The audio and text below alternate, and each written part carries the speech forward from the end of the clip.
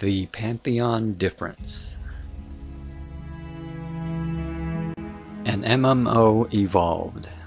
Pantheon, Rise of the Fallen will likely be a fundamentally different game compared to what you may have experienced playing other modern MMORPGs. From the moment you log in, you will notice that the game is more social and has an emphasis on cooperative play. The monsters are often tougher and exploration is more involved. You will need friends in the game, and your reputation can either help you progress or hinder it. Death in game is meaningful, and you'll want to avoid it when possible. You'll learn your surroundings and the lay of the land, spending meaningful time in each area and not just running through as quickly as possible to collect 10 hides. You will need strategy, cunning, and endurance to uncover all that Pantheon has to offer. You will find yourself in group and guild chats as you strategize or even just to pass the time between battles. Pantheon is social, thought-provoking, and the memories from your experience in Terminus will last a lifetime. Atmosphere Climate System. One of Pantheon's tenets is engage the world. When we talk about being a PvE MMO, our definition of environment means a lot more than just fighting NPCs. Players will be contending with the world itself. Some regions will be very hot or cold. Some areas within a zone might be enchanted with complete darkness or silence, meaning spoken spells won't work, or poison or miasma. Small tornadoes could travel through a region, compelling players to work their way around them, not through them, lest they take significant damage. Also, certain spells may work better or worse, or even only work, depending on the climate or atmosphere. For example, a Call Lightning spell could deal more damage than a typical Lightning Bolt spell, but could only be cast if there is a storm in the region. Powerful spells and abilities, the Living Codex.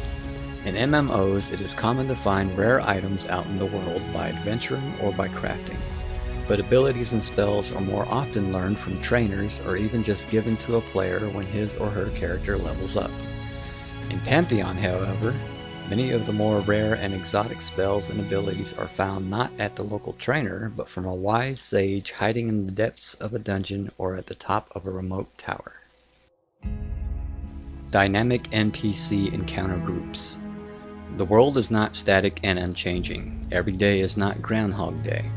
Events occur that can completely change the population of a zone or the population of a group of NPCs within a zone. And the rarer the event, the rarer the rewards. Many exotic items can only be obtained when one of these zone events occur. An example, after you kill some key mobs guarding a hill giant camp, this triggers a zone event that loads up an invading force of storm giants who then proceed to attack the hill giant camp. NPC dispositions and behaviors. An area we have not seen much innovation in MMORPGs almost since their inception is the area of NPC AI. What if certain enemies had different dispositions that had to be discovered by the player? Many NPCs in Pantheon will have advanced behaviors, like the propensity to flee if possible or to stand and fight to the end. Some NPCs will be inclined to help other NPCs in the area, while some will not. Some will target certain classes within the group that is attacking them. NPCs' movement speeds may vary if they feel they are outmatched. While it is too early to go into a lot of detail, some of the different dispositions we are working on include the Alarmist, the Bully, the Craven, the Opportunist, the Protector, and the Strategist. Colored Mana System. Different classes will use different colors of mana. Some rare abilities, spells, and prayers will use more than one color of mana. These exotic abilities create an opportunity to subclass your character, allowing players to customize their class to a degree, but without removing the interdependence between classes that is key to group content and building community. Progeny System. Players will be able to retire high-level characters and then create their children as new characters. But these new characters, the progeny, will have certain abilities, stats, etc. that make them slightly yet noticeably better than a completely brand new character, but not to the point that it unbalances things. Situational Gear. In Pantheon, there often won't simply be a weapon or piece of gear that is the absolute best item for your character's class and level. Instead, many items will be more situational, and the player will need to ask himself, where am I? What am I going to fight next?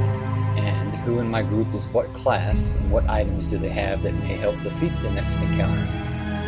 Items that protect against climates, atmospheres, areas of extreme heat or cold, or disease, or absolute darkness will often be important. So also will bane items that are especially effective against certain types of mobs, for example the undead or dragon kind.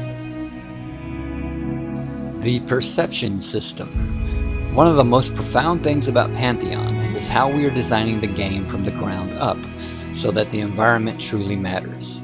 We want players to care about the world they are in and why things are the way they are.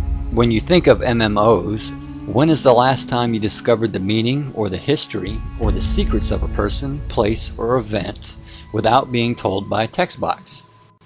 What if we conceived of a way to bring players back to exploring because they are compelled by what they see in front of them, not because a blinking light tells them to go there? In Pantheon, wizards will be able to perceive things that a warrior cannot.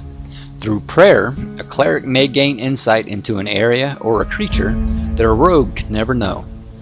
Through our perception system, Pantheon will redefine how the game world becomes known, and how players will work together to progress.